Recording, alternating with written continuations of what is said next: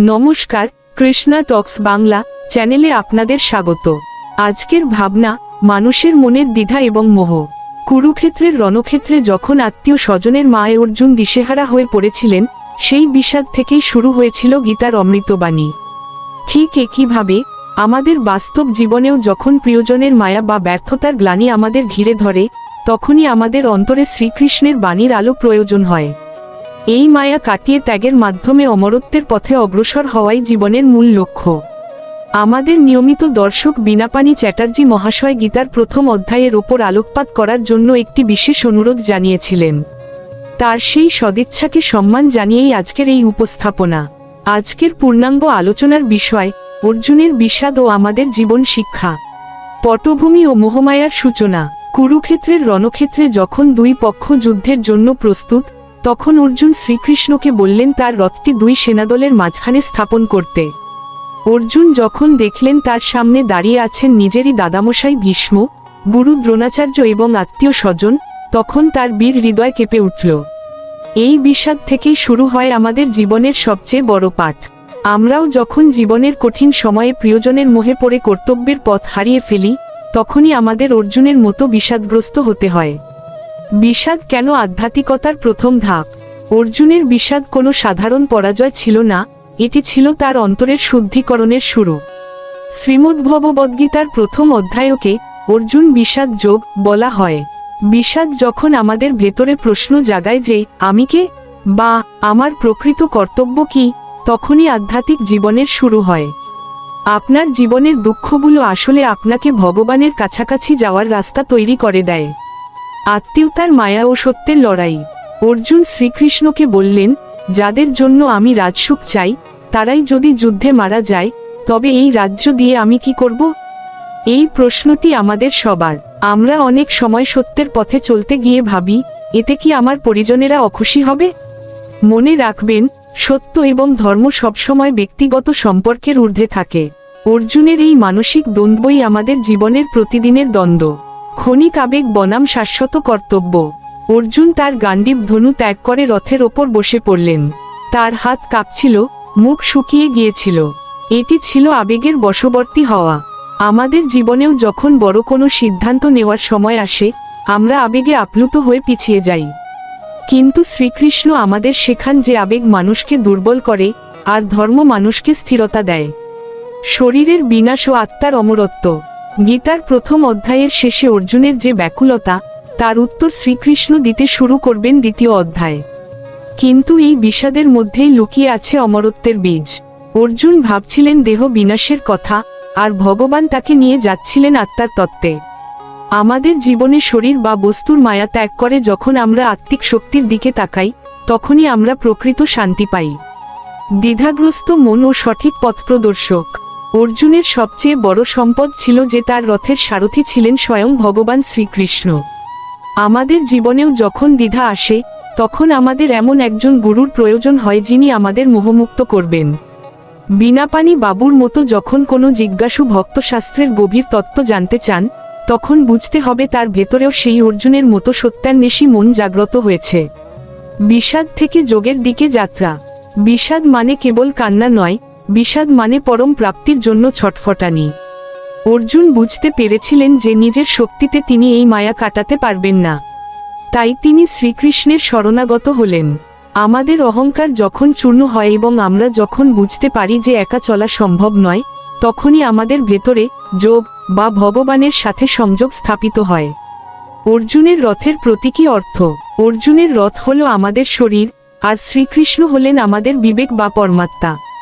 ঘোড়াগুলো হলো আমাদের ইন্দ্রিয়। প্রথম অধ্যায়ে অর্জুন যখন ইন্দ্রিয়ে চালিত হচ্ছিলেন, তখন তিনি দুর্বল ছিলেন।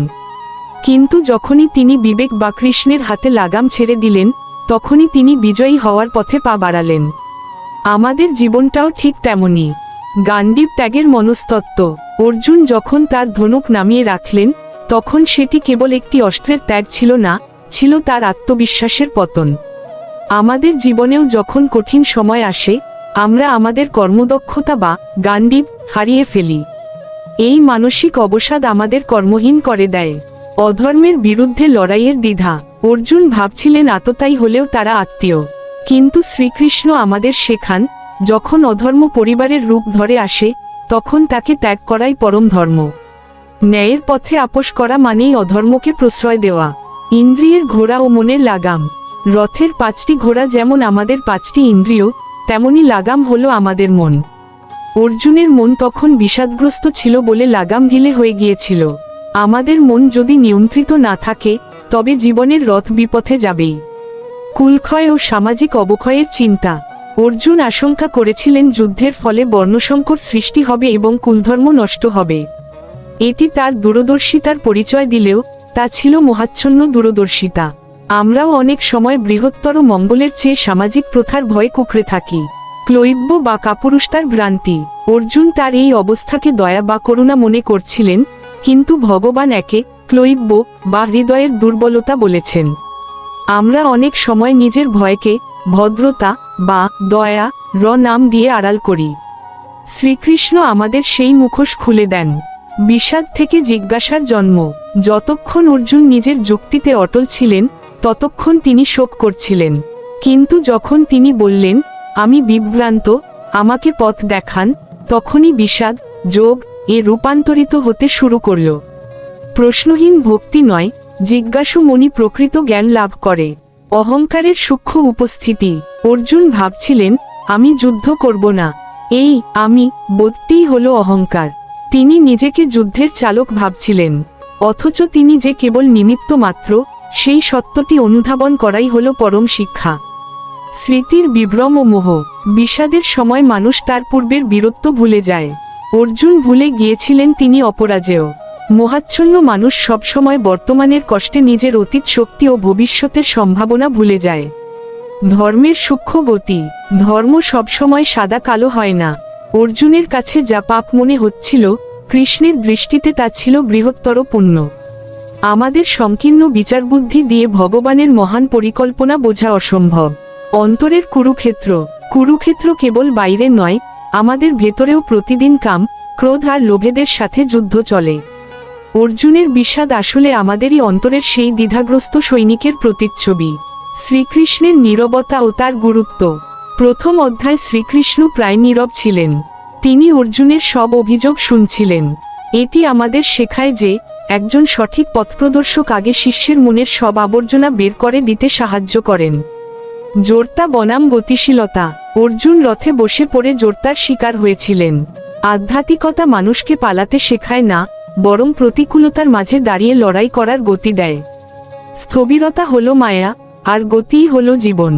জাগতিক সম্পর্কের নশ্বরতা। যাদের জন্য অর্জুন কাঁদছিলেন তারা সকলেই সময়ের স্রোতে ভাসমান। এই শাশ্বত সত্যটি মেনে নিতে না পারাই হলো বিষাদের মূল কারণ। আমাদের জীবনেও বিচ্ছেদ অনিবার্য, কেবল কৃষ্ণই ধ্রুব সত্য। শরণাগতির পূর্ব প্রস্তুতি। অর্জুন যখন দেখলেন তার সমস্ত যুক্তি ব্যর্থ হচ্ছে, তখনই তিনি কৃষ্ণের চরণে নিজেকে সমর্পণ করলেন। যতক্ষণ আমাদের নিজের ওপর ভরসা থাকে ততক্ষণ আমরা ভগবানের কৃপা অনুভব করি না। করুণা বনাম মোহ। অর্জুনের চোখে যা জল হয়ে ঝরছিল তা করুণা নয়, ছিল আসক্তি। প্রকৃত করুণা মানুষকে শক্তিশালী করে, আর আসক্তি মানুষকে দুর্বল করে।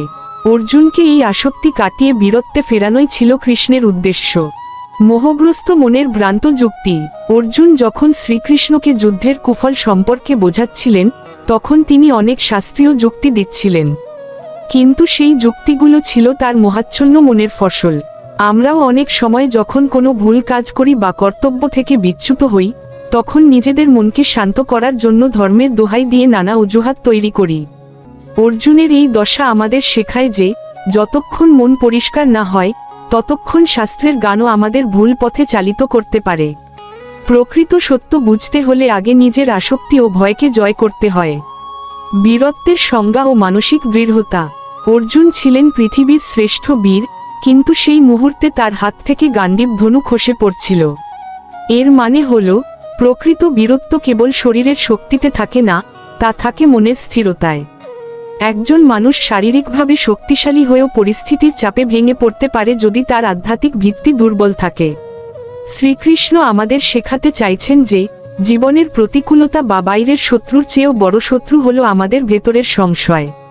সেই সংশয় দূর করতে পারলেই একজন সাধারণ মানুষও প্রকৃত বীর হয়ে উঠতে পারে।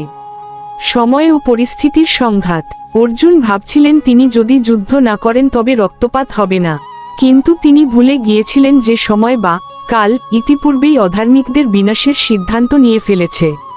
আমাদের জীবনেও অনেক সময় পরিবর্তন আসে যা আমরা মেনে নিতে চাই না। আমরা ভাবি আমরা যদি চুপ করে থাকি তবে সমস্যা মিটে যাবে, কিন্তু সময়ের ধর্ম হলো পরিবর্তন। অর্জুনের দ্বিধা আমাদের দেখায় যে সঠিক সময়ে সঠিক সিদ্ধান্ত না নেওয়াটাও এক ধরনের অপরাধ।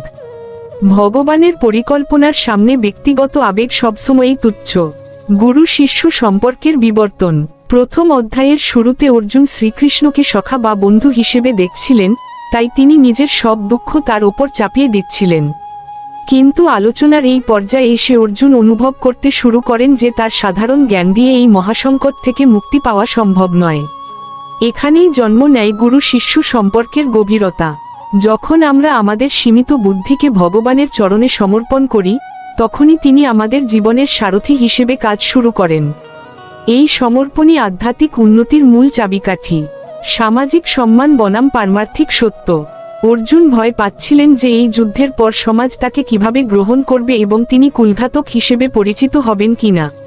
এটি ছিল তার সামাজিক প্রতিষ্ঠার প্রতি আসক্তি। আমরাও আমাদের জীবনে অনেক সময় লোকে কি বলবে এই ভয়ে সত্যের পথ ত্যাগ করি। শ্রীকৃষ্ণ আমাদের মনে করিয়ে দেন যে মানুষের দেওয়া সম্মান ক্ষণস্থায়ী, কিন্তু ভগবানের চোখে যে কর্ম ধর্মসম্মত সেটিই অনন্তকাল টিকে থাকে। জাগতিক অপবাদ সহ্য করেও যারা ধর্মের পথে চলে তারাই প্রকৃত অমরত্বের অধিকারী হয়। দৈব ইচ্ছা ও মানুষের কর্মতৎপরতা। অর্জুন নিজেকে যুদ্ধের কর্তা বা মূল ব্যক্তি মনে করছিলেন বলেই তার ওপর এত মানসিক চাপ তৈরি হয়েছিল। শ্রীকৃষ্ণ চান অর্জুন যেন বুঝতে পারেন যে তিনি কেবল একটি যন্ত্রমাত্র, নিমিত্তমাত্রং ভব সব্যসাচীন।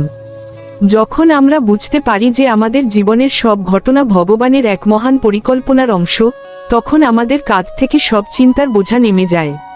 এই অনুচ্ছেদটি আমাদের শেখায় যে কর্ম আমাদের করতে হবে পূর্ণ শক্তিতে, কিন্তু সেই কর্মের ফলাফল বা পরিচালনার দায়িত্ব ভগবানের ওপর ছেড়ে দিলেই মন শান্ত থাকে। জীবনের রণক্ষেত্রে একাকিত্ব। অর্জুন অনুভব করেছিলেন যে কোটি কোটি সৈন্যের মাঝেও তিনি একা। এই একাকিত্বই মানুষকে নিজের ভেতরের ভগবানের সাথে কথা বলতে সাহায্য করে।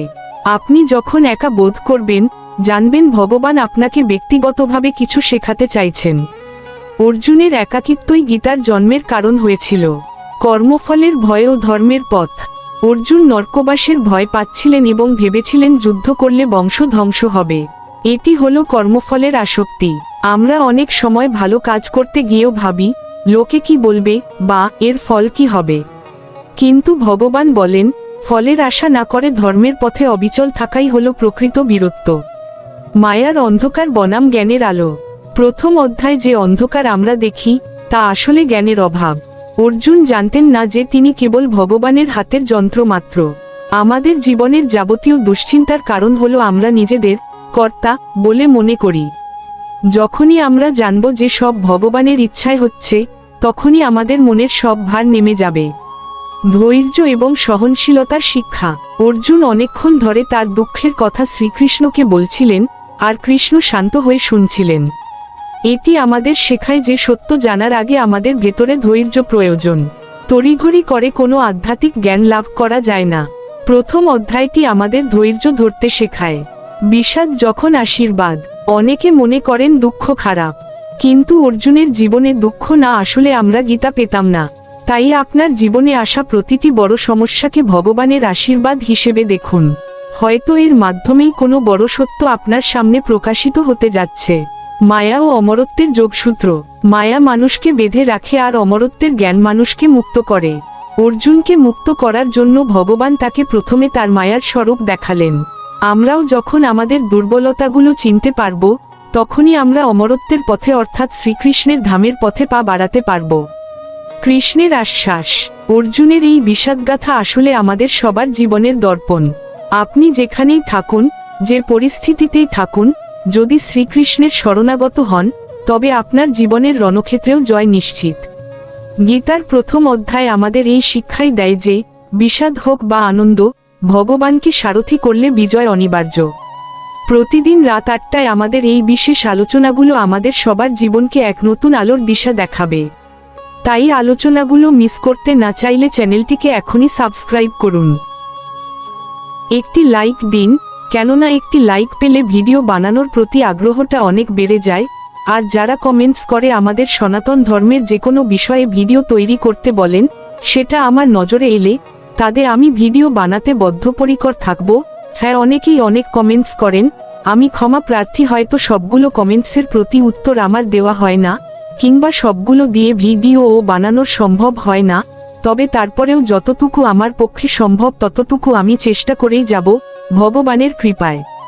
সবাই ভালো থাকবেন, সুস্থ থাকবেন, সর্বদা কৃষ্ণ ভাবনায় মগ্ন থাকবেন।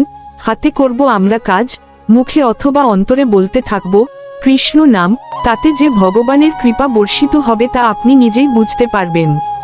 আজকের এই আলোচনা আপনাদের জন্য হৃদয় দিয়ে নিবেদন করলেন শ্রী মিলন দেবনাথ। হরে কৃষ্ণ। নমস্কার, কৃষ্ণা টক্স বাংলা চ্যানেলে আপনাদের স্বাগতম। শ্রীমদ্ভগবদ্গীতার একটি শ্লোকের মাধ্যমে আমরা জানতে পারি, মানবজীবন আসলে এক মহান আধ্যাত্মিক যাত্রা। ভগবান শ্রীকৃষ্ণ আমাদের শিখিয়েছেন যে এই মায়াময় জগতের ঊর্ধ্বে উঠে নিজের আত্মাকে চেনাই হল জীবনের প্রকৃত সার্থকতা। আমাদের শ্রদ্ধেয় ভক্ত বীণাপাণি চ্যাটার্জি মহাশয়ের অনুরোধে আজ আমরা আলোচনা করব শ্রীমদ্ভগবদ্গীতার 2য় অধ্যায় বা সাংখ্য যোগ। তাই আজকের ভাবনার নাম রাখা হয়েছে কর্তব্যের পথে অটল, ভগবান শ্রীকৃষ্ণের শিক্ষা। 2য় অধ্যায়ের সূচনায় বলা যায়, আত্মা অমর। ভগবান শ্রীকৃষ্ণ অর্জুনকে প্রথম যে শিক্ষাটি দিয়েছিলেন তা হল আত্মার অবিনশ্বরতা। আমাদের দেহ আসে এবং যায়, এটি প্রকৃতির নিয়ম, কিন্তু আমাদের ভেতরে যে পরম সত্তা বা আত্মা আছে তার কোনো বিনাশ নেই। শ্রীকৃষ্ণ বলছেন, যেমন আমরা পুরনো পোশাক ত্যাগ করে নতুন পোশাক পরিধান করি, ঠিক তেমনি আত্মাও এক দেহ ত্যাগ করে অন্য দেহ ধারণ করে।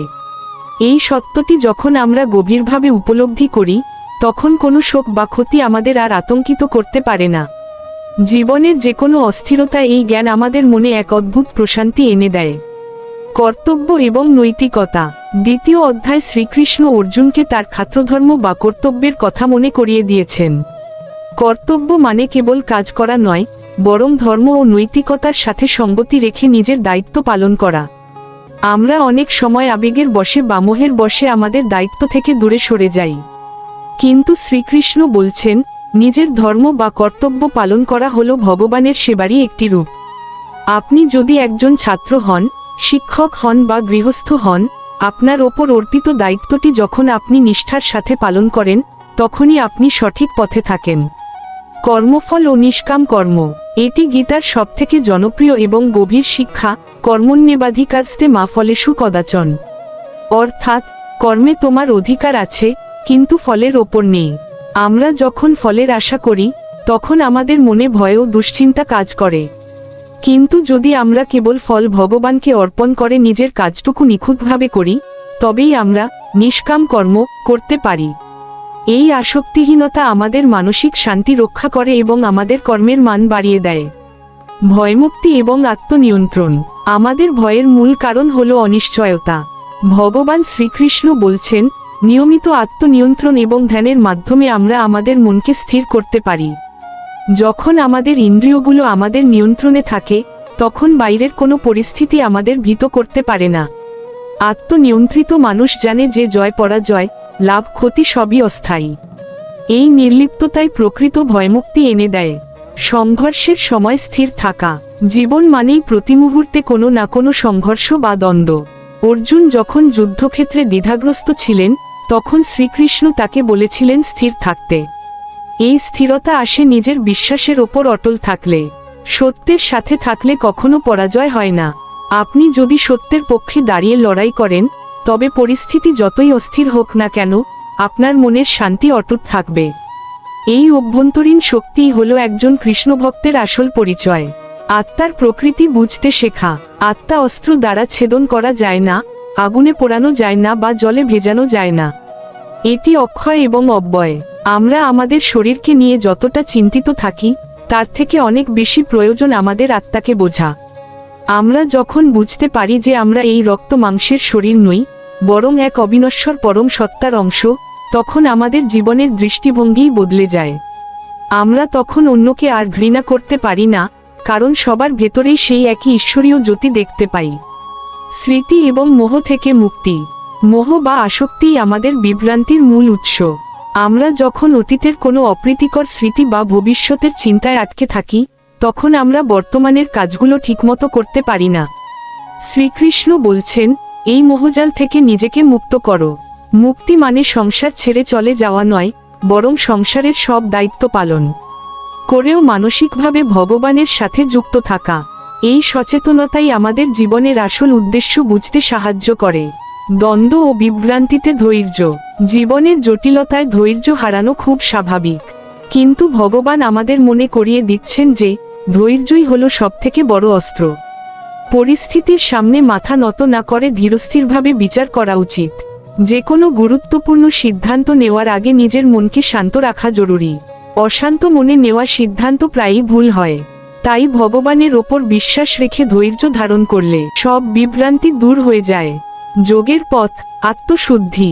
দ্বিতীয় অধ্যায় ভগবান বুদ্ধিযোগ বা যোগ সম্পর্কে আলোচনা করেছেন। যোগ মানে কেবল আসন নয়, বরং এটি হলো কর্মের কৌশল। নিজের মনকে কলুষমুক্ত করা এবং সব কাজ ভগবানের স্মরণে করা। যখন আমাদের প্রতিটি কাজ একটি প্রার্থনা হয়ে ওঠে, তখনই আমাদের আত্মশুদ্ধি ঘটে। এই পবিত্রতাই আমাদের জীবনের ভার কমিয়ে দেয় এবং আমাদের ভগবানের নিকটবর্তী করে। নিজের ভেতরের শক্তি আবিষ্কার। শ্রীকৃষ্ণের শেষ শিক্ষা হল নিজেকে চেনা। আমাদের ভেতরে অনন্ত শক্তি বিরাজমান, কারণ আমরা পরমাত্মারই অংশ। আত্মবিশ্বাস ছাড়া কোনো মহৎ কাজ সম্ভব নয়। নিজের যোগ্যতা এবং ঈশ্বরপ্রদত্ত শক্তিকে জানলে কোনো বাধাই আপনার পথ আগলাতে পারবে না। যখন আপনি অনুভব করবেন যে স্বয়ং গোবিন্দ আপনার সাথে আছেন, তখন আপনি পৃথিবীর যে কোনো যুদ্ধে অটল থাকতে পারবেন। স্থিতপ্রজ্ঞ মানুষের জীবন দর্শন। ভগবান শ্রীকৃষ্ণ এই অধ্যায় আমাদের জানিয়েছেন একজন প্রকৃত জ্ঞানীর পরিচয়। তিনি বলেছেন, জীবনের চড়াই উতরাই বা সুখ দুঃখের ঢেউ যাকে বিচলিত করে না, তিনিই স্থিতপ্রজ্ঞ। আমরা অনেক সময় ছোট ছোট সাফল্যে অনেক বেশি আনন্দিত হয়ে পড়ি, আবার সামান্য ব্যর্থতায় বা অপমানে একেবারে ভেঙে পড়ি। কিন্তু শ্রীকৃষ্ণ বলছেন, সমুদ্র যেমন হাজারো নদীর জল পেয়েও নিজের শান্ত রূপ এবং মর্যাদা ত্যাগ করে না, ঠিক তেমনি একজন প্রকৃত ভক্ত বা স্থিতপ্রজ্ঞ মানুষ জগতের সব ঘটনার মাঝে নিজের মানসিক ভারসাম্য বজায় রাখেন। তার কাছে সোনা আর মাটির ঢেলার মূল্য সমান, কারণ তিনি জানেন এই জগতের সবকিছুই অস্থায়ী। এই স্থিতপ্রজ্ঞ হওয়া মানে কিন্তু আবেগহীন হওয়া নয়। এর অর্থ হলো নিজের অনুভূতির ওপর নিয়ন্ত্রণ রাখা। আপনি যখন বুঝতে পারবেন যে পৃথিবীর কোনো কিছুই আপনার চিরস্থায়ী নয়, তখন আপনি না পাওয়ার বেদনায় কাতর হবেন না। যারা আপনার সমালোচনা করছে বা যারা আপনাকে কষ্ট দিচ্ছে, তাদের প্রতি আপনার কোনো ঘৃণা থাকবে না, বরং আপনি এক গভীর প্রশান্তি নিয়ে আপনার কাজ করে যাবেন। এই মানসিক স্থিরতা লাভ করাই হলো গীতার শিক্ষার অন্যতম প্রধান উদ্দেশ্য, যা আমাদের সাধারণ মানুষ থেকে মহৎ মানুষে রূপান্তরিত করে। ইন্দ্রিয় সম্বরণ ও বুদ্ধির স্থিরতা। আমাদের মনকে শ্রীকৃষ্ণ তুলনা করেছেন একটি অত্যন্ত অস্থির বাতাসের সাথে, যা সবসময় আমাদের ভুল পথে চালিত করতে চায়। এই মনকে শান্ত করার একমাত্র উপায় হলো সঠিক বুদ্ধির প্রয়োগ। যখন আমাদের ইন্দ্রিয়গুলো বাইরের চাকচিক্য বা বিষয়ের পেছনে ছোটে, তখন আমাদের বিচার বুদ্ধি ঘোলাটে হয়ে যায় এবং আমরা ভুল সিদ্ধান্ত নিয়ে ফেলি। শ্রীকৃষ্ণ একটি চমৎকার উদাহরণ দিয়ে বলেছেন, কচ্ছপ যেমন বিপদের আঁচ পেলে তার শরীরের সব অঙ্গ নিজের শক্ত খোলসের ভেতরে গুটিয়ে নেয়, আমাদেরও উচিত ক্ষতিকর বা মোহময় বিষয় থেকে মনকে সরিয়ে এনে ভগবানের চরণে স্থির করা। যদি আপনি আপনার ইন্দ্রিয়গুলোকে নিয়ন্ত্রণ করতে না পারেন, তবে আপনার জীবন একটি হালবিহীন নৌকার মতো হয়ে যাবে, যা বাতাসের তোড়ে যে কোনো দিকে ভেসে যেতে পারে। শ্রীকৃষ্ণ শিখিয়েছেন যে মনের ওপর জয়লাভ করাই হলো পৃথিবীর সবথেকে বড় জয়। যখন আপনার বুদ্ধি স্থির হবে এবং আপনি বুঝতে পারবেন কোনটি আপনার জন্য মঙ্গলকর আর কোনটি ক্ষতিকর, তখনই আপনার ভেতরের আধ্যাত্মিক শক্তি জাগ্রত হবে। এই সংযমই আপনাকে জীবনের কঠিন পথে অবিচল থাকতে সাহায্য করবে এবং আপনাকে ভগবানের আরও নিকটবর্তী করে তুলবে। বিপদে অবিচল থাকার শিল্প। অর্জুন যখন কুরুক্ষেত্রের ময়দানে দাঁড়িয়ে আপনজনদের হারানোর ভয়ে বিষাদগ্রস্ত ছিলেন, তখন শ্রীকৃষ্ণ তাকে এক পরম সত্য শিখিয়েছিলেন। তিনি বলেছিলেন যে শোক করা পণ্ডিতের কাজ নয়, যা হওয়ার তা হবেই। প্রকৃতির নিয়মকে কেউ বদলাতে পারে না, তাই বর্তমান মুহূর্তে দাঁড়িয়ে পরিস্থিতির ভয়ে ভীত না হয়ে নিজের সেরাটা দেওয়াই হলো প্রকৃত বীরত্ব। আমাদের দৈনন্দিন জীবনেও যখন অভাব, কঠিন রোগ বা প্রিয়জনের বিয়োগের মতো শোক আসে, তখন আমরা দিশেহারা হয়ে পড়ি। কিন্তু শ্রীকৃষ্ণ আমাদের শেখান পরিস্থিতির শিকার না হয়ে পরিস্থিতির মোকাবিলা করতে। বিপদ আমাদের জীবনের একটি অবিচ্ছেদ্য অংশ, কিন্তু সেই বিপদে আমরা কিভাবে প্রতিক্রিয়া জানাই, তাতেই আমাদের শ্রেষ্ঠত্ব প্রকাশ পায়। আপনি যদি মনে করেন পরমেশ্বর আপনার সাথে আছেন এবং আপনার জীবনের রথ তিনিই চালাচ্ছেন, তবে পাহাড় প্রমাণ বাধা সত্ত্বেও আপনি আপনার লক্ষ্যের দিকে এগিয়ে যেতে পারবেন। ভগবান শ্রীকৃষ্ণ অর্জুনকে কাপুরুষতা ত্যাগ করে উঠে দাঁড়াতে বলেছিলেন। ঠিক তেমনি আমাদেরও উচিত ভাগ্যের দোহাই না দিয়ে নিজের কর্মশক্তিতে বিশ্বাস রাখা। এই অটুট মনোবলই হল শ্রীকৃষ্ণের দেওয়া শ্রেষ্ঠ উপহার, যা আমাদের যে কোনো অন্ধকার সময় পার করে দেয় পরম শান্তির সন্ধান। সবশেষে শ্রীকৃষ্ণ অর্জুনকে এবং আমাদের সবাইকে প্রকৃত শান্তির পথ দেখিয়েছেন। তিনি বলেছেন, যার মনে কোনো প্রকার অহংকার নেই, যার কোনো কিছুর প্রতি অতিরিক্ত মমত্ববোধ বা আসক্তি নেই, সেই মানুষই পরম শান্তি লাভ করে।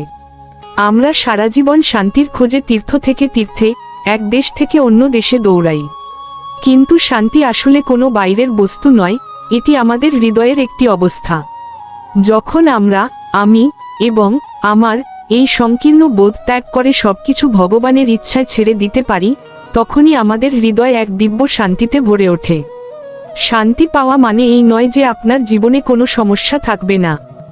শান্তি মানে হলো সমস্যার মাঝখানে থেকেও নিজের ভেতরের আনন্দকে ধরে রাখা। আপনি যখন আপনার প্রতিটি কাজ ভগবানের সেবা হিসেবে করবেন এবং ফলাফলের চিন্তা তার ওপর ছেড়ে দেবেন, তখন আপনার মনের সব দুশ্চিন্তা কর্পূরের মতো উড়ে যাবে। এই শান্তি কোনো ধনসম্পদ বা জাগতিক সাফল্য দিয়ে কেনা সম্ভব নয়। এটি কেবল আসে পরমেশ্বরের প্রতি অগাধ বিশ্বাস এবং নিজের মনের শুদ্ধতার মাধ্যমে। এই শান্তিময় জীবনই হল পরম সার্থকতা, জীবনের যুদ্ধে জয়ের মন্ত্র। গীতার 2য় অধ্যায়ের এই অমর শিক্ষা আমাদের এটাই স্মরণ করিয়ে দেয় যে, এই জগৎ হলো একটি কুরুক্ষেত্র এবং আমরা প্রত্যেকেই এক একজন অর্জুন। আমাদের প্রতিদিনের সংগ্রাম, আমাদের দ্বিধা এবং আমাদের ভয়গুলোই হলো আমাদের শত্রু। কিন্তু মনে রাখবেন, আপনার সারথি স্বয়ং ভগবান শ্রীকৃষ্ণ। আপনি যদি আপনার জীবনের লাগাম ভগবানের হাতে ছেড়ে দেন এবং সত্য ও কর্তব্যের পথে অটল থাকেন, তবে আপনার জয় নিশ্চিত। কোনো পরিস্থিতিই আপনাকে পরাজিত করতে পারবে না যদি আপনার অন্তরে গোবিন্দের নাম থাকে। ভয় পাবেন না, সংশয় রাখবেন না, কেবল নিজের ওপর বিশ্বাস রাখুন এবং পরম পিতার করুণার ওপর নির্ভর করুন। 2য় অধ্যায়ের এই নির্যাস আপনার জীবনকে বদলে দিতে পারে। বন্ধুরা, গীতার এই 2য় অধ্যায় ভগবান শ্রীকৃষ্ণ আমাদের একটি অদ্ভুত কথা বলেছেন, যোগ কর্মসু কৌশলম, অর্থাৎ কর্মের নৈপুণ্যই হল যোগ। আমরা অনেক সময় মনে করি যে ভগবানের নাম নেওয়া আর আমাদের কাজ করা দুটো আলাদা বিষয়। কিন্তু 2য় অধ্যায়ের এই শিক্ষা আমাদের শেখায় যে, যখন আমরা আমাদের প্রতিটি কাজকে নিখুঁতভাবে এবং ফলের আশা না করে সম্পাদন করি, তখন সেই কাজটাই উপাসনায় পরিণত হয়। আপনি যখন আপনার সংসার সামলাচ্ছেন বা আপনার ব্যবসায় মন দিচ্ছেন, তখন যদি আপনার মনে এই ভাব থাকে যে আপনি ভগবানের হয়ে এই দায়িত্ব পালন করছেন, তবে সেই কাজের মাধ্যমেও আপনি পরম শান্তি লাভ করতে পারবেন। এটি 2য় অধ্যায়ের সেই বিশেষ জীবনকৌশল যা একজন মানুষকে সাধারণ কর্মী থেকে একজন যোগীতে রূপান্তরিত করে। বিচলিত মনে 2য় অধ্যায়ের প্রভাব। আমাদের দৈনন্দিন জীবনে আমরা প্রায়ই সিদ্ধান্তহীনতায় ভুগি, ঠিক যেমনটি অর্জুন কুরুক্ষেত্রের যুদ্ধে ভুগছিলেন। 2য় অধ্যায় শ্রীকৃষ্ণ অর্জুনকে বলছেন, ব্যবসায়াতিকা বুদ্ধি, অর্থাৎ তোমার বুদ্ধিকে একমুখী করো।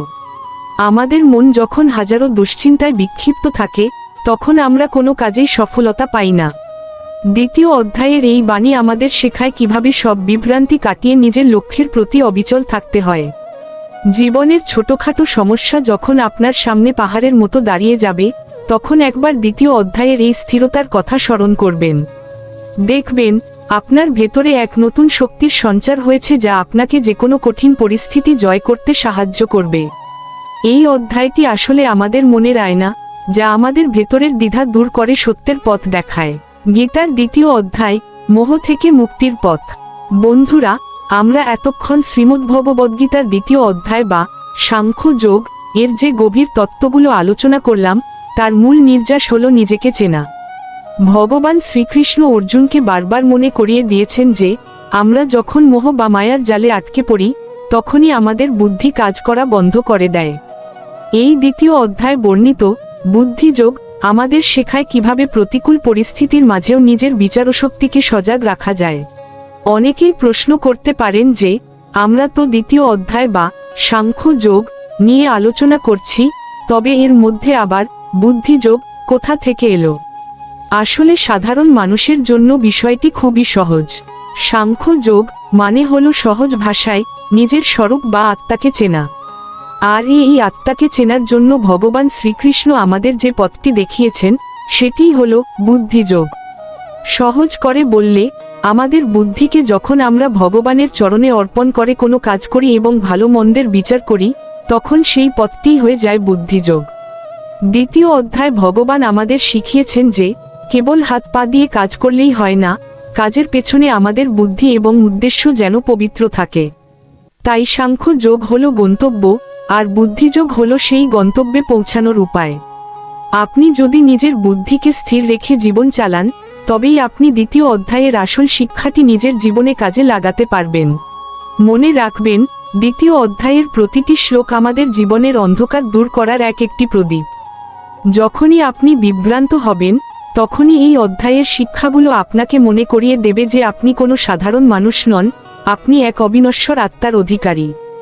আধ্যাত্মিক বিবর্তন ও দ্বিতীয় অধ্যায়ের প্রাসঙ্গিকতা। আমাদের এই কৃষ্ণা টক্স বাংলা চ্যানেলে আমরা যে বিষয়গুলো নিয়ে আলোচনা করছি তার প্রতিটি কিন্তু এই দ্বিতীয় অধ্যায়ের দর্শনের ওপর ভিত্তি করে দাঁড়িয়ে আছে। অনেকে মনে করেন আধ্যাত্মিক আলোচনা মানেই একই কথা বারবার শোনা, কিন্তু আসলে তা নয়। দ্বিতীয় অধ্যায় হলো সেই ভিত্তিপ্রস্তর যার ওপর আমাদের সম্পূর্ণ ভক্তিজীবন দাঁড়িয়ে। শ্রীকৃষ্ণ এখানে দেখিয়েছেন যে কর্ম এবং জ্ঞান এই দুয়ের সমন্বয় কিভাবে একজন মানুষকে সাধারণ থেকে অসাধারণ করে তোলে। আপনি যদি আপনার দৈনন্দিন জীবনের প্রতিটি ছোট কাজে এই দ্বিতীয় অধ্যায়ের চেতনা বা কৃষ্ণ চেতনা মিশিয়ে দিতে পারেন, তবে আপনার জীবন আর আগের মতো থাকবে না। এটি কেবল কোনো পুরনো ধর্মগ্রন্থের পাঠ নয়, এটি হলো জীবন পরিবর্তনের এক জীবন্ত বিজ্ঞান।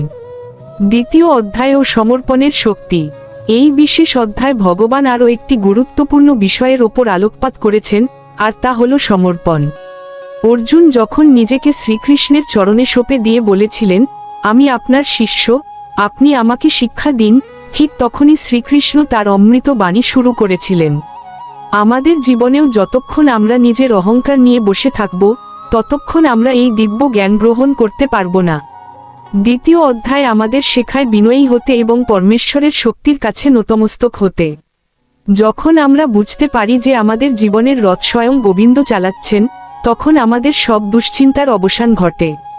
এই সমর্পণই হলো পরম সুখের চাবিকাঠি। আজকের এই দ্বিতীয় অধ্যায়ের আলোচনাটি আমরা বিশেষ গুরুত্ব সহকারে সাজিয়েছি আপনাদেরই অনুপ্রেরণায়। যেমনটি আজ আমরা বীণাপানি বাবুর অনুরোধ রক্ষা করার চেষ্টা করেছি, ঠিক তেমনি আপনাদের প্রত্যেকের মন্তব্য আমাদের কাছে অত্যন্ত মূল্যবান।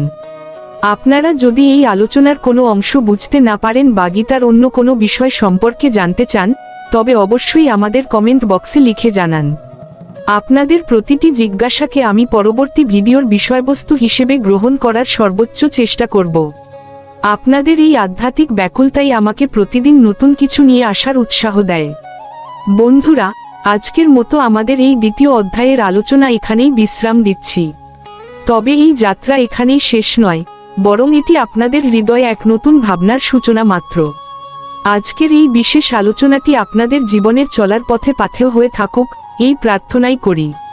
ভিডিওটি ভালো লাগলে লাইক ও শেয়ার করে শ্রীকৃষ্ণের এই বাণী আরও মানুষের কাছে পৌঁছে দিন। আর আমাদের পরিবারের সদস্য হতে চ্যানেলটি সাবস্ক্রাইব করে বেল আইকনটি অবশ্যই বাজিয়ে দিন, যাতে প্রতিদিন রাত 8টায় আমাদের পরবর্তী নতুন আলোচনার নোটিফিকেশন সবার আগে আপনার কাছে পৌঁছে যায়। পরম করুণাময় শ্রীকৃষ্ণের আশীর্বাদে আজকের এই আধ্যাত্মিক আলোচনাটি আপনাদের জন্য অত্যন্ত বিনয় ও হৃদয়ের সবটুকু শ্রদ্ধা দিয়ে নিবেদন করলেন শ্রী মিলন দেবনাথ। আপনারা ভালো থাকুন, সুস্থ থাকুন এবং সর্বদা ভগবানের স্মরণে থাকুন। হরে কৃষ্ণ, জয় শ্রীকৃষ্ণ। শ্রীমদ্ভগবদ্গীতা তৃতীয় অধ্যায় কর্মযোগ। নমস্কার, কৃষ্ণা টক্স বাংলা চ্যানেলে আপনাদের স্বাগতম। গত পর্বে আমরা আলোচনা করেছি গীতার দ্বিতীয় অধ্যায় অর্থাৎ সাংখ্যযোগ নিয়ে, যেখানে ভগবান শ্রীকৃষ্ণ অর্জুনকে আত্মার অমরত্ব এবং স্থিতপ্রজ্ঞ হওয়ার শিক্ষা দিয়েছিলেন। আমাদের এই কৃষ্ণকথার যাত্রায় এক শ্রদ্ধেয় ভক্ত বন্ধু জানিয়েছেন যে দ্বিতীয় অধ্যায়ের সেই আলোচনা তার মনে গভীর শান্তি এনেছে এবং অতীতের তিক্ত স্মৃতি থেকে বেরিয়ে আসতে সাহায্য করছে। আপনাদের হৃদয়ে ভক্তির এই অশ্রুটুকু কুড়িয়ে নেওয়াই আমাদের চ্যানেলের প্রকৃত সার্থকতা। সেই অনুপ্রেরণা থেকেই আজ আমরা প্রবেশ করছি তৃতীয় অধ্যায়, যার নাম কর্মযোগ। দ্বিতীয় অধ্যায় ভগবান জ্ঞানের কথা বলেছিলেন, কিন্তু সেই জ্ঞানকে জীবনে প্রয়োগ করার পথই হলো এই কর্মযোগ। অর্জুনের সংশয় ও কর্মের জটিলতা। তৃতীয় অধ্যায়ের শুরুতেই অর্জুন এক গভীর দ্বিধায় পড়ে শ্রীকৃষ্ণকে প্রশ্ন করলেন, হে জনার্দন, যদি তোমার মতে কর্ম অপেক্ষা জ্ঞান শ্রেষ্ঠ হয়, তবে কেন তুমি আমাকে এই ঘোর যুদ্ধে লিপ্ত হতে বলছো? এই প্রশ্নটি আমাদের প্রত্যেকের। আমরা অনেক সময় ভাবি, যদি আধ্যাত্মিকতাই জীবনের মূল লক্ষ্য হয়, তবে সংসার বা কাজ করার প্রয়োজন কি? কেন আমাদের এই যান্ত্রিক জীবনে হাড়ভাঙা খাটুনি খাটতে হয়? অর্জুনের এই প্রশ্নের মাধ্যমেই শ্রীকৃষ্ণ আমাদের শেখাবেন কিভাবে কাজের মাঝে থেকেও ঈশ্বরকে পাওয়া যায়। কর্মত্যাগ বনাম কর্মযোগ।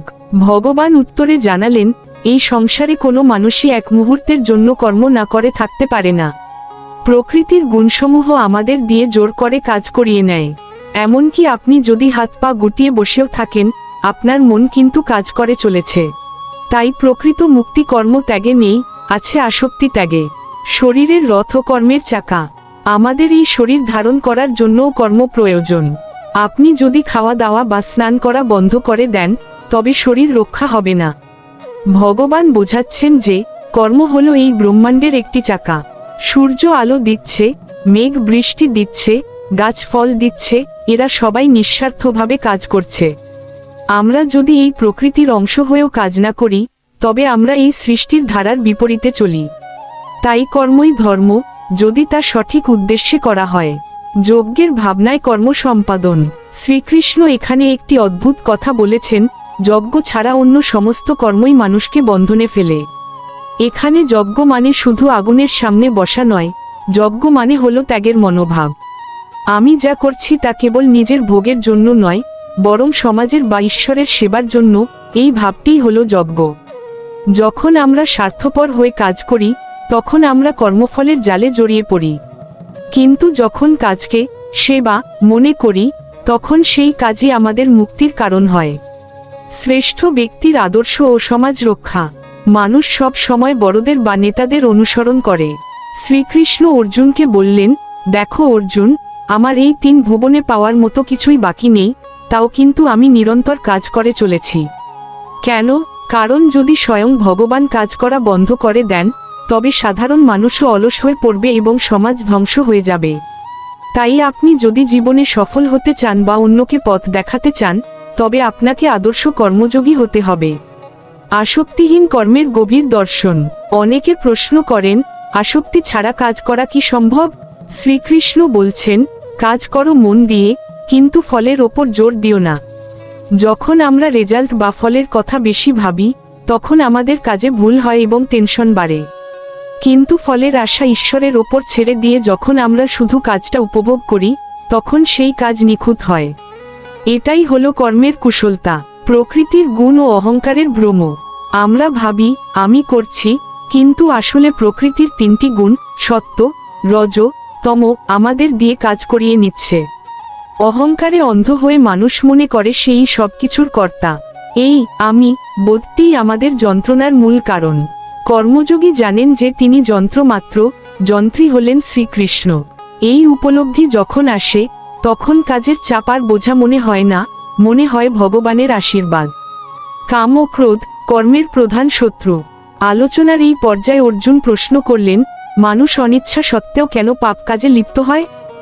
ভগবান উত্তর দিলেন, এর কারণ হল কাম বা অতৃপ্ত বাসনা এবং ক্রোধ। এই কাম আমাদের জ্ঞানকে ঢেকে দেয়, যেমন ধোঁয়া আগুনকে ঢেকে রাখে। আমাদের ইন্দ্রিয়, মন এবং বুদ্ধি হলো এই কামের আশ্রয়স্থল। তাই কর্মযোগী হতে গেলে প্রথমেই আমাদের এই কাম ও ক্রোধকে জয় করতে হবে। কর্মের মাধ্যমেই সবকিছু। তৃতীয় অধ্যায়ের এই দীর্ঘ যাত্রায় আমরা শিখলাম যে সংসার ছেড়ে পালানো ধর্ম নয়, বরং সংসারের মাঝখানে দাঁড়িয়ে অনাস্ত হয়ে নিজের দায়িত্ব পালন করাই হলো শ্রেষ্ঠ পূজা। শ্রীকৃষ্ণ আমাদের শেখালেন প্রতিটি কাজকে কৃষ্ণার্পণ করাই হল কর্মযোগ। অর্জুনের মহানিষ্ক্রিয়তা বনাম কৃষ্ণের কর্মতত্ত্ব। তৃতীয় অধ্যায়ের একদম শুরুতে অর্জুন যে সংশয় প্রকাশ করেছেন সেটি আমাদের প্রত্যেকের জীবনেরই সংশয়। অর্জুন ভাবছিলেন, যদি ঈশ্বরকে পাওয়াই জীবনের পরম লক্ষ্য হয়, তবে কেন এই রক্তাক্ত যুদ্ধ করতে হবে? কেন শান্তিতে এক জায়গায় বসে ধ্যান করা যাবে না? শ্রীকৃষ্ণ এই প্রশ্নের উত্তরে এক গভীর সত্য উন্মোচন করলেন।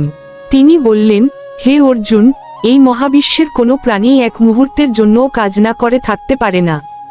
আপনি যদি মনে করেন আপনি সব কাজ ছেড়ে নির্জনে বসে থাকবেন, তবুও কি আপনি কর্মহীন? না, আপনার ফুসফুস শ্বাস নিচ্ছে, আপনার হৃৎপিণ্ড রক্ত চলাচল করছে, এমনকি আপনার মন প্রতিনিয়ত হাজার হাজার চিন্তা বুনছে, এগুলিও তো কর্ম। তাই কর্ম থেকে পালানো সম্ভব নয়।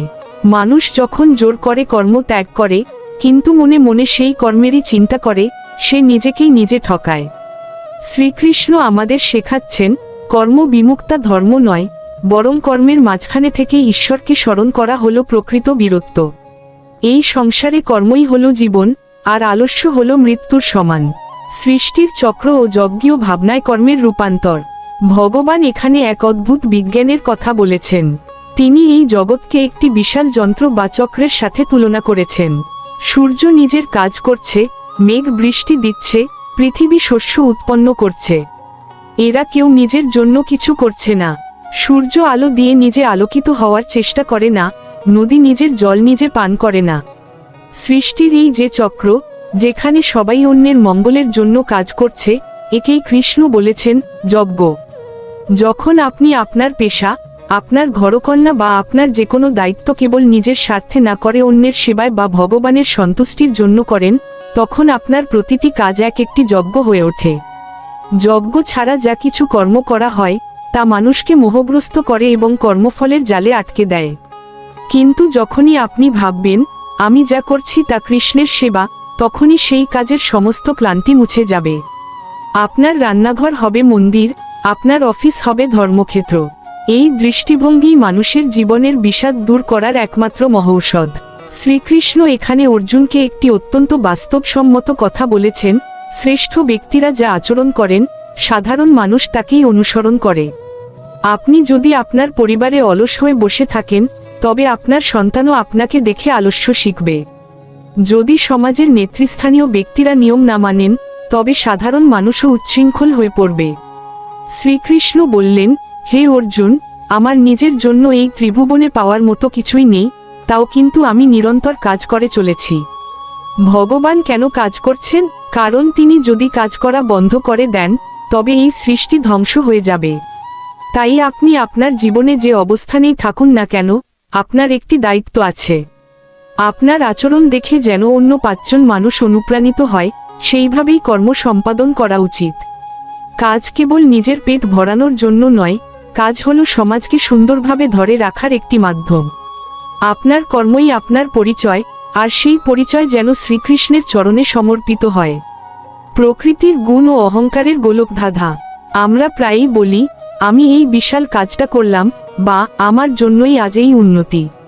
শ্রীকৃষ্ণ বলছেন, এটি মানুষের এক চরম মূর্খতা। আসলে মানুষ নিজে কিছু করে না। প্রকৃতির 3টি গুণ, সত্ত্ব, রজ এবং তম, আমাদের ইন্দ্রিয়গুলোর মাধ্যমে কাজ করিয়ে নিচ্ছে। যেমন আগুনের ধর্ম পোড়ানো, তেমনি মানুষের ইন্দ্রিয়ের ধর্ম হলো কাজ করা। কিন্তু অহংকারে অন্ধ হয়ে আমরা মনে করি আমরাই সব করছি। যখনই আপনি নিজেকে কর্তা ভাববেন, তখনই আপনি সেই কাজের ফলাফলের জন্য আনন্দ বা দুঃখে ভুগবেন। কিন্তু যদি আপনি বুঝতে পারেন যে আপনার হাত পা মন সবই ভগবানের দেওয়া যন্ত্র এবং আপনি কেবল চালক, তবে আপনার সমস্ত মানসিক চাপ নিমেষেই দূর হয়ে যাবে। এই সমর্পিত ভাবই হলো কর্মযোগের মূল চাবিকাঠি। কাজ হবে নিখুঁত, কিন্তু মনে থাকবে পরম শান্তি, কারণ আপনি জানেন এই কাজের ফলের দায়ভার আপনার নয়, আপনার পরম পিতার। কাম ও ক্রোধ, আত্মার পরম শত্রুর বিনাশ। আলোচনার শেষ ভাগে এসে অর্জুন এক চিরন্তন সত্য জানতে চাইলেন, মানুষ কেন নিজের অনিচ্ছা সত্ত্বেও পাপে লিপ্ত হয়? কে তাকে জোর করে খারাপ পথে নিয়ে যায়? ভগবান এর এক অমোঘ উত্তর দিলেন। তিনি বললেন, আমাদের হৃদয়ের ভেতরেই বাস করে আমাদের চরম শত্রু, যার নাম কাম বা অতৃপ্ত বাসনা। এই বাসনাই যখন পূর্ণ হয় না, তখন তা ক্রোধে রূপান্তরিত হয়। কাম আমাদের জ্ঞানকে ঠিক সেভাবেই ঢেকে ফেলে, যেমন ধোঁয়া আগুনকে ঢেকে রাখে অথবা আয়নার ওপর ধুলোর আস্তরণ পড়ে যায়। এই কাম আমাদের বুদ্ধি গ্রাস করে ফেলে এবং মানুষকে ধ্বংসের দিকে ঠেলে দেয়। একে জয় করার উপায় হলো ইন্দ্রিয়গুলোকে আধ্যাত্মিকভাবে সচেতন করা। যখন আপনি আপনার সমস্ত ইচ্ছেকে ভগবানের চরণে সঁপে দেবেন, তখন আর কোনো ছোটখাটো লালসা আপনাকে পথভ্রষ্ট করতে পারবে না। নিজের ভেতরের এই অন্ধকারকে জয় করে আলোর পথে আসাই হল গীতার 3য় অধ্যায়ের অন্তিম লক্ষ্য। 3য় অধ্যায়ের 35 নম্বর শ্লোকে ভগবান এক যুগান্তকারী কথা বলেছেন, শ্রেয়ান স্বধর্ম বিগুণ পরধর্মাৎ সনুষ্ঠিতাৎ। অর্থাৎ অন্যের কাজ খুব নিখুঁতভাবে করার চেয়ে নিজের স্বভাবজাত কাজ ত্রুটিপূর্ণভাবে করাও অনেক ভালো। আমরা সারা জীবন অন্যের মতো হতে চাই, অন্যের সাফল্য দেখে নিজের পথ বদলাই। কিন্তু কৃষ্ণ বলছেন, আপনার ভেতরের যে গুণ বা স্বভাব, সেই অনুযায়ী কাজ করাই হলো আপনার স্বধর্ম। একজন শিক্ষক যদি জোর করে ব্যবসা করতে যান বা একজন শিল্পী যদি জোর করে যুদ্ধ করতে যান, তবে তিনি কখনোই মানসিক শান্তি পাবেন না। আপনার পরিস্থিতি যাই হোক, আপনার জন্য নির্ধারিত যে দায়িত্ব বা কর্তব্য, তাকেই পরম ধর্ম মনে করে পালন করুন। নিজের ধর্ম পালন করতে গিয়ে যদি মৃত্যু হয়, তাও মঙ্গলের, কিন্তু অন্যের পথ অনুসরণ করা অত্যন্ত ভয়ঙ্কর। এই স্বধর্ম পালনই হলো কর্মযোগের প্রথম সোপান। এটি বুঝলে আমাদের জীবনের অর্ধেক প্রতিযোগিতার ক্লান্তি নিমেষেই দূর হয়ে যায়। কর্মফলের আসক্তি ও মানসিক দাসত্ব থেকে মুক্তি। আমরা সারাদিন যে কাজ করি, তার পেছনে একটা সূক্ষ্ম হিসেব কাজ করে, আমি কি পাব? এই পাওয়ার আশা বা আসক্তি আমাদের কর্মের দাসে পরিণত করে। শ্রীকৃষ্ণ আমাদের দাসের জীবন থেকে মুক্ত করে মালিকের জীবনে নিয়ে যেতে চান। তিনি বলছেন, আপনি যখন ফলের আশা করেন, তখন আপনার মন ভবিষ্যতে পড়ে থাকে, বর্তমানে নয়। ফলে বর্তমানের কাজটি কখনোই নিখুঁত হয় না। কর্মযোগী কাজ করেন বর্তমানের পূর্ণ শক্তি দিয়ে, আর ফলের ভার ছেড়ে দেন ঈশ্বরের ওপর। ভেবে দেখুন, ফল তো আপনার হাতে নেই, তবে কেন তা নিয়ে ভেবে আপনার শক্তির অপচয় করবেন? যখন আপনি ফলের চিন্তা থেকে মুক্ত হবেন, তখনই আপনি প্রকৃত অর্থে স্বাধীন। এই স্বাধীনতা আপনাকে এমন এক মানসিক স্থৈর্য দেবে, যা বড় কোনো ব্যর্থতাতেও আপনাকে ভেঙে পড়তে দেবে না। কাজকে ভালোবেসে করা এবং ফলকে ঈশ্বরের প্রসাদ হিসেবে গ্রহণ করাই হলো কর্মযোগের আসল চাবিকাঠি। বিবেক ও বুদ্ধির দ্বারা ইন্দ্রিয় জয়। আলোচনার এই পর্যায়ে আমাদের বুঝতে হবে যে, কর্মযোগ কেবল পেশি বা শরীরের কাজ নয়, এটি বুদ্ধির কাজ। ভগবান বলছেন, শরীর থেকে ইন্দ্রিয়গুলো শ্রেষ্ঠ, ইন্দ্রিয় থেকে মন শ্রেষ্ঠ, মন থেকে বুদ্ধি শ্রেষ্ঠ এবং বুদ্ধি থেকেও যা শ্রেষ্ঠ তা হলো আত্মা। আমরা প্রায়ই মনের টানে ভুল কাজ করি। মন হলো এক অবাধ্য ঘোড়া, যাকে নিয়ন্ত্রণ করতে পারে কেবল বুদ্ধিরূপী সারথি। আপনি যখনই কোনো কাজ করবেন, তখন নিজেকে প্রশ্ন করুন, এই কাজটি কি আমার আত্মার মঙ্গলের জন্য, নাকি কেবল সাময়িক সুখের জন্য? কর্মযোগ আমাদের শেখায় কিভাবে বুদ্ধিকে কাজে লাগিয়ে মনের আবেগ আর ইন্দ্রিয়ের লালসাকে শাসন করতে হয়। যখন আপনার প্রতিটি কাজ আপনার বিবেকের আয়নায় শুদ্ধ হবে, তখনই আপনি সেই দিব্য শান্তি পাবেন যার কথা আমরা আলোচনার শুরুতে বলেছিলাম। শ্রীকৃষ্ণ অর্জুনকে কেবল যুদ্ধ করতে বলেননি, তিনি তাকে নিজের ভেতরের দুর্বলতাকে জয় করে বীরের মতো কর্ম করার প্রেরণা দিয়েছেন। আজকের এই 20 মিনিটের আলোচনা শেষে আমাদেরও সংকল্প নিতে হবে, আমরাও আমাদের জীবনে আর আলস্য বা সংশয়কে স্থান দেব না। শ্রীকৃষ্ণ কর্মযোগের গভীরে আমাদের নিয়ে গিয়ে বলছেন, অকর্মণ্যতা মানেই কর্মহীনতা নয়। অনেক সময় আমরা বাইরে থেকে চুপচাপ বসে থাকি, কিন্তু মনের ভেতরে কামনার হাজারো ঢেউ আছড়ে পড়ে। ভগবান একে বলেছেন মিথ্যাচার। আবার একজন কর্মযোগী বাইরে হয়তো ভীষণ ব্যস্ত, অনেক কাজ করছেন, কিন্তু তার মনের ভেতরে এক গভীর প্রশান্তি ও নীরবতা বিরাজ করছে, একেই বলা হয় কর্মে অকর্ম দেখা। অর্থাৎ আপনি আপনার কাজ করছেন ঠিকই, কিন্তু আপনি সেই কাজের ফলে আবদ্ধ নন। আমাদের বুঝতে হবে বিকর্ম কি। যখন আমরা শাস্ত্রের বিরুদ্ধে বা অন্যের ক্ষতির জন্য কোনো কাজ করি, তখন তাকে বলা হয় বিকর্ম। এই বিকর্মই আমাদের পতন ঘটায়। আর অকর্ম হলো সেই অবস্থা যেখানে আপনি কাজ করছেন কিন্তু ফলের আকাঙ্ক্ষা নেই। ভেবে দেখুন, যে মানুষটি ফলের চিন্তা না করে কেবল আনন্দের সাথে দায়িত্ব পালন করেন, তার ওপর কোনো মানসিক চাপ থাকে না। তিনি কাজ করেও ক্লান্ত হন না। এই যে কাজ করেও কর্মফলের বন্ধনে না পড়া, এটাই হলো কর্মযোগের সর্বোচ্চ কৌশল। কাজের মাঝে থেকেও এই ধ্যানস্থ হওয়াটাই হলো কৃষ্ণ ভাবনার আসল রূপ, সমর্পণ ও দিব্য শান্তির পরম গন্তব্য। পরিশেষে ভগবান শ্রীকৃষ্ণ অর্জুনকে এবং আমাদের সকলকে এক পরম অভয়বাণী দিচ্ছেন। তিনি বলছেন, মই সর্বাণি কর্মাণি সংযস্য, অর্থাৎ তোমার সমস্ত কর্ম আমাতে অর্পণ করো। আমরা যখন কোনো কাজ করি তখন সেই কাজের বোঝা আমাদের কাঁধে থাকে, কিন্তু যখন আমরা ভাবি, প্রভু এই কাজ তোমার, আমি কেবল তোমার হাতের যন্ত্র, তখন সেই বোঝাটি ভগবানের কাঁধে চলে যায়। শ্রীকৃষ্ণ বলছেন, যদি তুমি আধ্যাত্মিক চেতনায় স্থিত হয়ে কাজ করো তবে তুমি কর্মের সমস্ত দোষ থেকে মুক্ত হবে। আপনার প্রতিটি নিঃশ্বাস, প্রতিটি পদক্ষেপ, এমনকি আপনার রাতের ঘুমও তখন কৃষ্ণসেবায় পরিণত হবে। বন্ধুরা, আজকের এই তৃতীয় অধ্যায়ের বিস্তারিত আলোচনাটি আপনাদের কেমন লাগলো তা অবশ্যই কমেন্টে জানাবেন। আপনাদের প্রতিটি মন্তব্য আমার কাছে অত্যন্ত মূল্যবান, কারণ আপনাদের সেই সুচিন্তিত মতামত বা জিজ্ঞাসাই আমাকে পরবর্তী ভিডিওগুলো আপনাদের মনের মতো করে তৈরি করতে এবং আপনাদের প্রশ্নগুলোকে অগ্রাধিকার দিতে সাহায্য করে। যদি আজকের এই আলোচনা আপনার হৃদয়ে বিন্দুমাত্র ভক্তির আলো জ্বেলে থাকে তবে একটি লাইক দেবেন, প্রিয়জনদের সাথে শেয়ার করবেন এবং আমাদের এই কৃষ্ণ পরিবারের সদস্য হতে সাবস্ক্রাইব করে সাথেই থাকবেন। মনে রাখবেন, আমাদের এই আধ্যাত্মিক যাত্রা অব্যাহত থাকবে প্রতিদিন রাত 8টায়। নতুন নতুন আধ্যাত্মিক আলোচনা নিয়ে আমরা আপনাদের জন্য প্রস্তুত থাকি।